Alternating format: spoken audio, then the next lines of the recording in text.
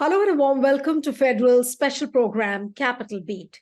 Arrest of the NewsClick editor-in-chief, Prabir Purkaistha, and the portal's HR head, Amit Chakravarti, on charges of terrorism has actually pushed Modi government's attack on independent journalism to a totally new plane.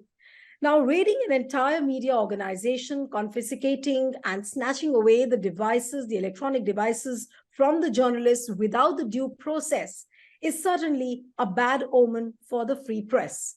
But is this incident the worst signal for the continuation of democracy? Joining me now is veteran journalist, author, and economist Prem Shankar Jha. It's a pleasure to have you on the program.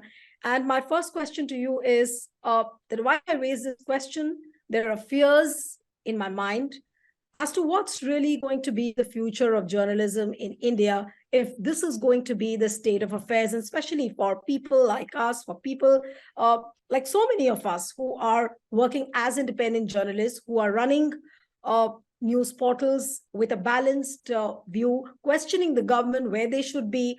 What is the future ahead, sir? Dark, I fear, very dark, because what Mr. Modi is actually showing is two things. First, that he will stop at nothing to win the next election. Second, that he respects nothing. And least of all, does he respect the press. But it also shows something which we should be proud of and which we should promote and hold our sort of dheerya, and be ready to combat him on, which is that it is showing that the alternative media is really having an effect. If you look at some of the readerships, they go from 3 million, the viewerships, 3 million to 7 million. Now, that's viewership, so that doesn't mean number of people viewing. The number of people could be anything from 1 to 15 or 20. So we're talking about average, let's say, about 20 million people. When you talk about 7 million viewership, as Ravish Kumar has. I think that the attempt to suppress free thinking and suppress the voice of the people is failing. And Modi is terrified by this because he knows deep down that the voice of the people is going against him. This is where I think that he's actually cutting his own throat, if you ask me. But that's for him to do. Absolutely. It's the worst thing he could have done. But Mr. Jha, you were there when the emergency was evoked in the yesteryears in the 70s, and people say that time it was equally bad. But when you compare the present circumstances with the emergency of the 1970s, what is the difference you really find in the two eras? The arrests and the emergency was a bad law. It was a tyrannical law. As it turned out, it did not destroy Indian democracy. In fact, Mr. Indira Gandhi had no intention of doing that. But it could easily have become that. Because once you start going down that road of postponement of elections, you can be persuaded very easily to postpone again and again. And then after that, people just give up hope and the whole system turns and starts working against democracy itself. That did not happen at that time. But other than that, there are very significant differences. One is the extreme care with which as far as journalists particularly are concerned, I'm going to confine myself to that, with which the shall we say, the administrators of terror, were the extreme care with which they selected whom to arrest or whom to question. Forget arrest, but even questioning. First of all, they waited and collected all the proof they could before they went. Secondly, it was always individual journalists. They did not go after particular newspapers. There may have been one or two smaller newspapers that they might have closed. I do not have an idea of what happened in every state. That is a long time ago. But to my certain knowledge, being in Bombay, not a single paper was closed there or in Pune. Now, within the journalist fraternity, they first looked for concrete proof, and of only one thing: are you writing abroad? Yes, if you wrote anti-government things in the government, you had a press censorship bureau that cut it out. But they did not put the journalist in jail for writing an anti-government piece. I wrote at least two anti-government pieces that I remember quite well, but they were on the fact that the economic claims of Mrs. Gandhi's government, because it also coincided with her 10 years of prime ministership, that these were fake, and that was all. They did not go after me, so it was only political. It was, if you broke a concrete law, and one of the laws was you were not allowed to write articles for foreign papers.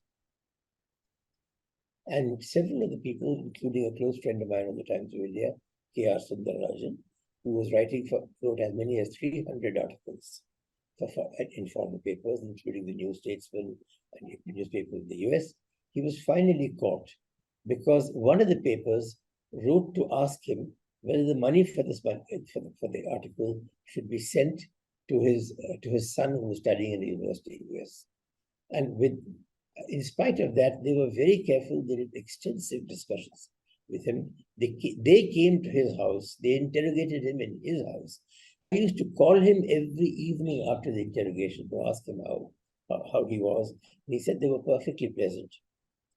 But they came to his house. Eventually, they took him away to jail. Right. Now, this is very different.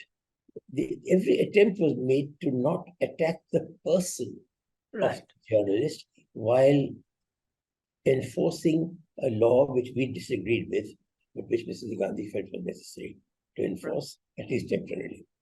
Right.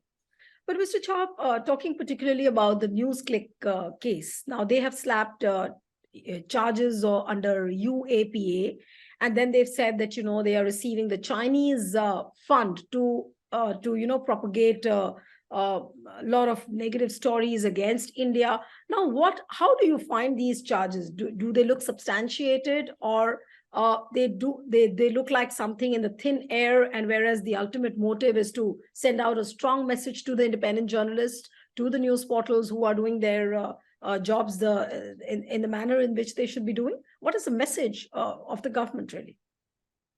The last is their intention, and the message is terror.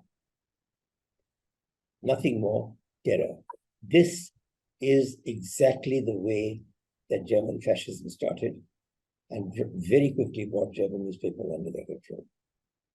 This is the way that Erdogan fought and put at 1,300 people, I think, in jail. Most of them journalists, and some of the top journalists, in order to subdue the Turkish press. Now, that terror is being used. It's being used ham-handedly. Look, if there's a multi-billionaire in America who is part funding NewsClick, and he happens to be partly or wholly of Indian origin, all right, he's doing that.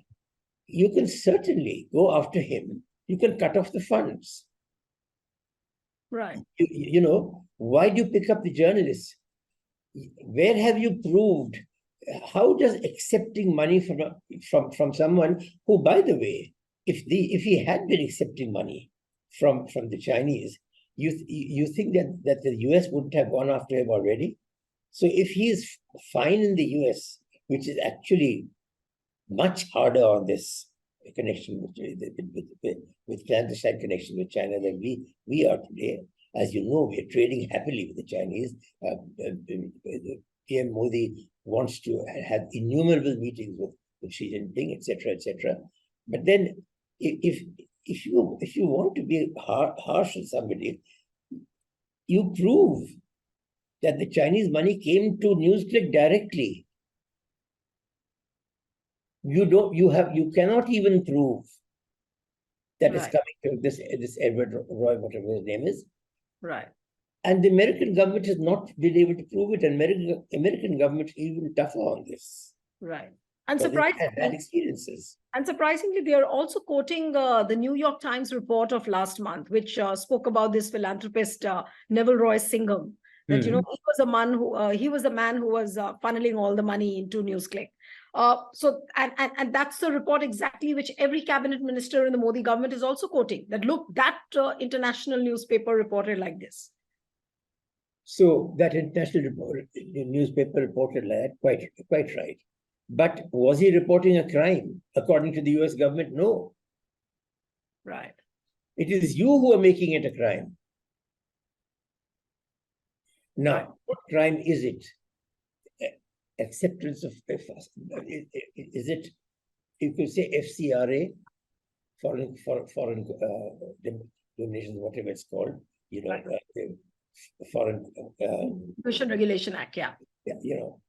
You could say that they have taken money clandestinely from a foreign source, which is a proscribed foreign source. But in that case, that's where it stops. But to say, they've not said that, that's not it. What they're saying is that China is doing this, right, via an intermediary in England, in America, who the Americans have not gone after. What it really boils down to is this has been cooked up by some person with a very second-class brain, because he suddenly remembered that civil allegations had been made against Trump and in his sort of financial dealings with Ukraine. So, these are copycat people with second-class brains, large numbers of them, with very limited knowledge of international affairs, are just hunting around desperately for something that they can use to show as a precedent for something they want to do anyway. The truth is, Mr. Modi is very afraid that he's losing the next election. Mr. Modi is not capable of losing anything. He will not lose. He will do anything to India. He'll set India on fire before he loses the next election. That is the danger that we face today. In a situation like this, Mr. Jha, what can the journalists do except for raising voices like they did yesterday at the press club? And lots of journalists turned up and in support of people like Prabir Purkaistha, Paranjay Kuha Thakurda, Urmilesh, all these people who were hauled up at the police station and they were questioned and interrogated. What can the journalists do except for just raising the voice at this point of time? Because nobody knows, there'll be suddenly, all of a sudden in the morning, there'll be a knock at the door and the journalists will be taken away. Neelu, what the journalists can do is, first of all, shame their colleagues in the Modi media. And that is being done, I'm very glad to say. And I hope that those who remain unashamed pay a price in journalism and from the public when the government changes. But the issues other than that, what journalists cannot do more than they are already doing. Just keep telling the truth to power. Do it without offending individuals. It's not necessary. I don't think we should take individual people's names. I think the Prime Minister's name is slightly different because he both stands for the government and for himself. It's right. a broader name. But I wouldn't go after a particular minister or a particular secretary in government. Just talk with the government. Say exactly what they're doing and what one is opposed to, and then say, I have done my duty. If you want to do something to me, I'm there as what's his name? Abhisar. Yes. Abhisar. I'm very at my age. I'm very very poor on names. Short memory on names. The names are the first that go actually.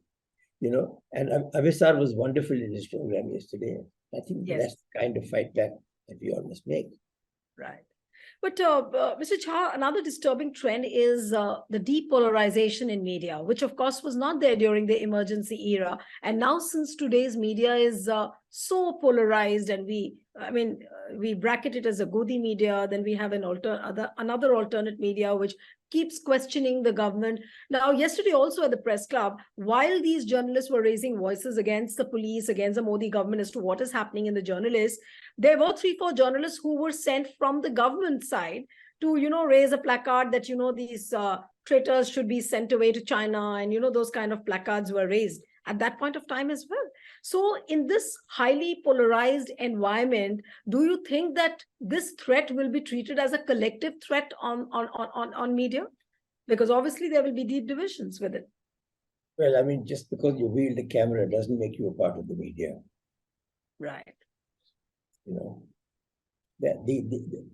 are, shall we say, fellow travelers in journalism, as there have been in politics, and we have a large number of them floating around, including someone I believe who is one of those who came and was exceedingly nice to me yesterday at the press club meeting.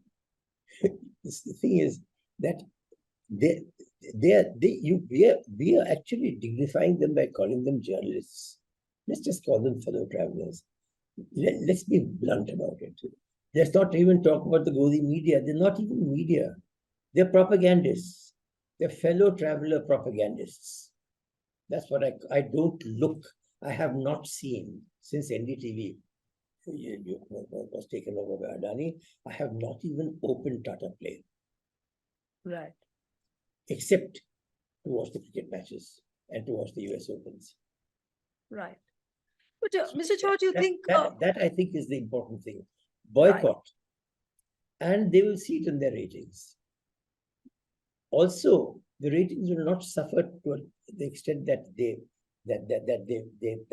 people are changing. For one reason, the television owning class in India, by and large, is a lower middle to middle to aspiring upper class. This is also precisely the class from which Mr. Modi draws his maximum support. Now, that being the case, you will not see the change in the Modi media's influence by looking at the TRP rating of these channels. You really need to look at the number of people who are seeing the alternative channels on YouTube and come and add them up. Mind you, YouTube, they've suddenly understood that YouTube is very important, and there's shall we say, the Godi media have now got Godi YouTubes too. And so I now have this problem of having to, when I open YouTube, to sift through huge numbers of people in which people in alarmist tones are talking about what is being done to India by these fellows, and then I find the people I want to look at. But others can do that too. Right. But coming back to what the intentions of the Modi government are, and as you said, that these he really wants to stay in power by hook or by crook. But given the fact that in the last so many days, number of things happening with India alliance, strengthening its position, then there was a caste census narrative now, which is being projected by the opposition leaders. Do you think that Modi has realized that if we do not control media, then his end would be his tenure could end anytime soon? I think that your last statement, does he realize that we do not control the media, his tenure could end soon? I think that we all of us are taking ourselves too seriously. We are not the only influences on the basis of which people are going to make their decisions. The most important the most important influences, has Modi fulfilled any of his concrete promises to the public? In 2014, 44% of the youth, I believe under the age of 32, in that particular survey, voted for Modi, when the overall vote was 31%. That means take that lot out, and you find that the non-youth vote was about the same 20 to 25% that it has been for a long time. Modi made promises, and he talked about vibrant Gujarat, and that had been written up, and we had not really examined Gujarat's vibrancy in detail, because it's a tiny state in one corner of the country, and we therefore, we mean the national media, I'm not terribly worried about that. So vibrant Gujarat went over, and he made these promises, 20 million jobs, this, that, and the other, and some of them he delivered. Don't forget. They would have been delivered in any case, but he was the man there. One was the opening of bank accounts.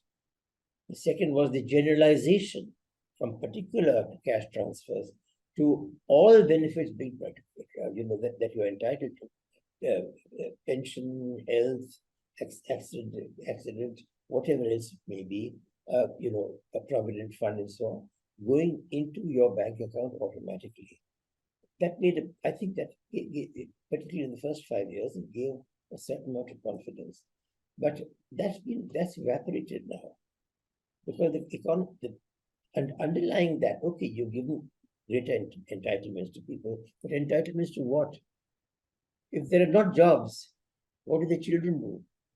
I can tell you what they do in Punjab. They go to drugs. As far back as 10 years ago, a former DDJ of Punjab, who just retired from the police, told us at the Kushwant Literary Festival that 72% of the youth of Punjab have either experimented with or are on drugs, because they no longer want to till the fields. They got tractors, they've been educated, they want educated jobs. The educated jobs are there are not many of them around. So in despair, they are moving to things like drugs and so on. I think the Khalistan menace that is quite real. It's small but genuine, is also connected to drugs. So these are the real problems that we are facing. But when it comes to Modi's treatment of press, what I don't understand and would like to understand from you is that he has an unwavering support for the freedom of press. At least that's what he claims on camera when he says, oh, India is a mother of democracy and we vouch for the freedom of press. But now looking at incidents like these, what has happened to NewsClick and several other journalists in the past, but this particular incident where an entire media organization is charged with terror and journalists are being taken away, it has a chilling effect. But can I ask you that this Modi has this repression and persecution, has it almost reached a McCarthyian dimension now as far as Modi government is concerned? You forget about McCarthy. What it has reached is the dimension of panic. Modi's panic. He came with promises, as I said in the first period. He delivered a few. He was lucky in the sense that there was an attack on Pulwama, etc., which he played into his sort of hyper nationalist image, without his having to do anything bad to his own people. Now, in the second year, none of this is there. They're just now working for him. So what does he do? He is now going out to stop questions being asked about the government and to stop media from showing that he's achieved nothing. The labor force participation ratio, which measures the number of people who have jobs or are looking for jobs, has been declining steadily since 2009, and the decline has continued and sharpened in the last 5 years. Which means while the working force itself has been growing, so that the number of people who have given up looking for jobs is multiplying at a terrific rate. Now these are people whom you can't fool by withholding information from them, because they'll vote on their experience. The question is who to vote for. Until now, there was no alternative. Now there is an alternative that has come into being. It's not articulating itself very well yet, but it will, I hope, do so in the future. But even if it doesn't, there is an alternative that everyone now recognizes. No, but That is what, allow me. That is what Modi is afraid of, and it has pushed him over the edge. Right. But do you think that he's desperate now, looking at the alternative which is there, and people are questioning him that he hasn't achieved so much, what he promised? So do you think that he's really in a desperate mode, and that is why this unbridled authoritarianism, which is being exhibited through repression of the media? Desperate is probably the wrong word to use. Okay. What he understands is that the BJP came to power because of the way the simple majority voting system works, which is to magnify the vote to the share seats to vote ratio of the largest party and to diminish that of smaller parties.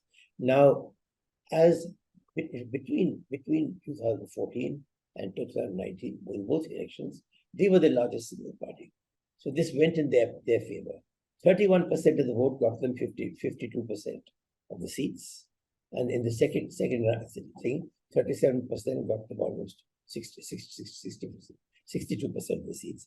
Now, what he sees is that this advantage of being the largest single party is being taken away from him. And if he wants to retain it, he has not merely to hold on to the 37% that he got in 2019, which is already a difficult enough task for any incumbent, government, which has not a great deal of concrete, performance going for it. But apart from that, that is one part of it. But the other side, if it gets together and say he goes down to 35%, and the other side gets 36%, he will be the way the simple majority voting system works, he could go down to 150 seats. Absolutely. But that is what scares him. Right. No, of course. I mean, from what you're saying and what we are seeing, that he wants to latch on to power anyhow. But why do you think Modi is not worried about indices like the Press Freedom Index, where India is almost like 160 out of 180? And there has been so much of criticism on this front. But these things don't seem to be moving Modi at all. I mean, for him, it doesn't matter. No matter how many countries. Perfectly good reason, Neelu. You forget that he was Chief Minister of Gujarat for 12 years. You forget that nothing happened to him. He got away with every single thing. 2,000 Muslims got massacred, or Hindus and Muslims, close to 2,000, a few Hindus, but mostly Muslims got massacred. Courts went in his favor. Those who got put in jails have all been released by another court through another thing. There's not a single person who was involved in the Ahmedabad and Gujarat massacres of 2002 who has been even punished. There's no one in jail today. There's no one even in jail today.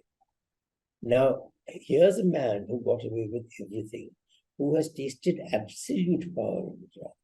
Judges were so terrified in Gujarat that on 2 occasions, when the CBI tried to send a special court to study, to try people in the government police, including Mr. Amit Shah as a minister, for faked encounter killings. On both those occasions, the judges recused themselves. They couldn't find a judge in Gujarat who would sit on that court. So they had to bring that case to Maharashtra. Right. There they said, knowing this, no recusal will be allowed. We are appointing a particular judge. Bombay High Court has selected him, Mr. J.T. Utpat. He will have to listen from beginning to end. Beginning to end, he couldn't listen because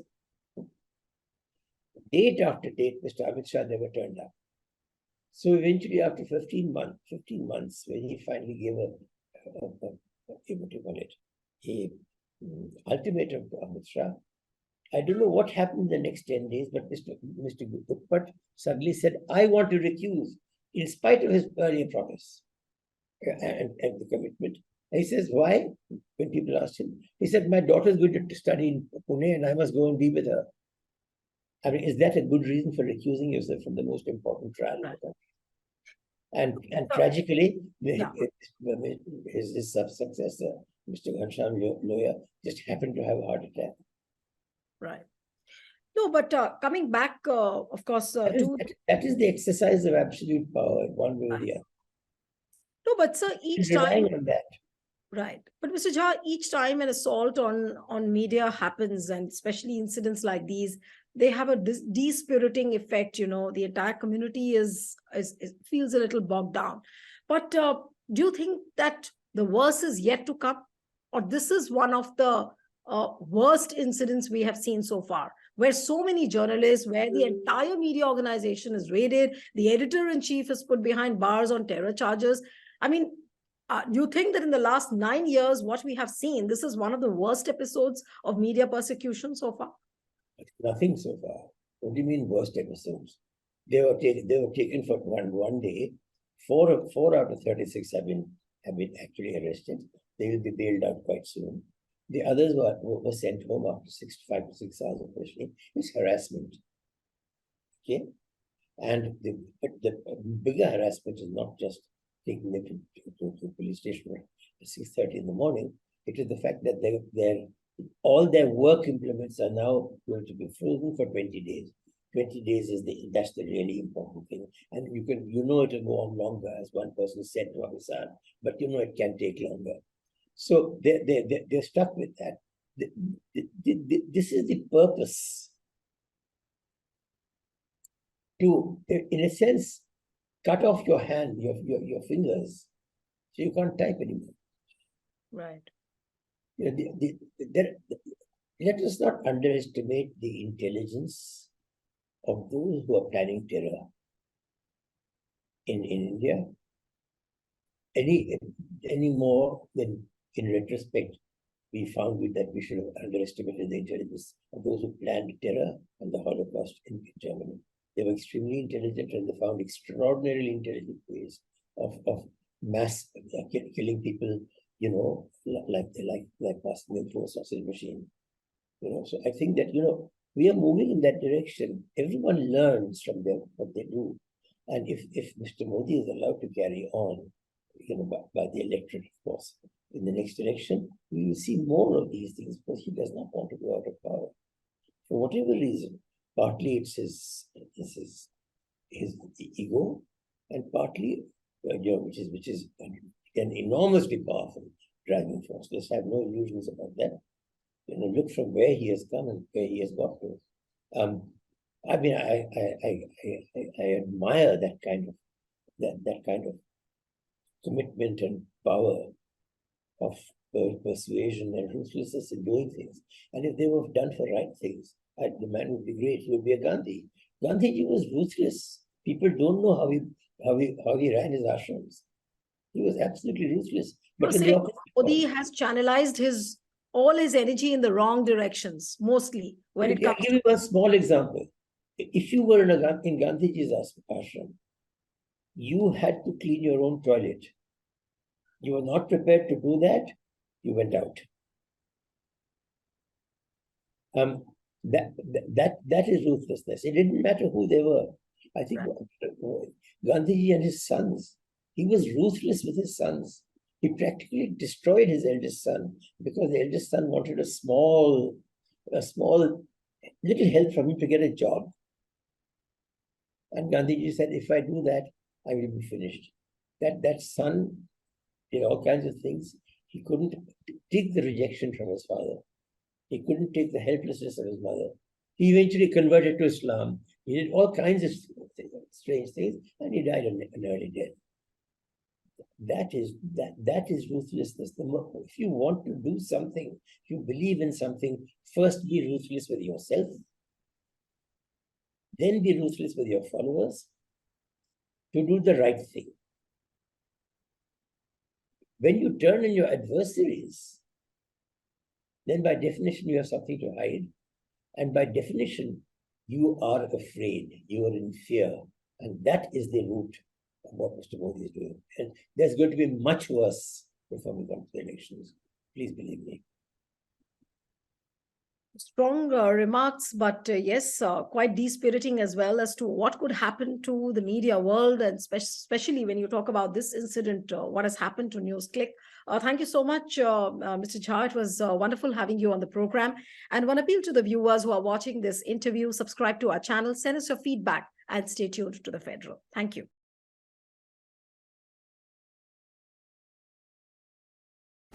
Subscribe to the Federal's YouTube page for more news and updates.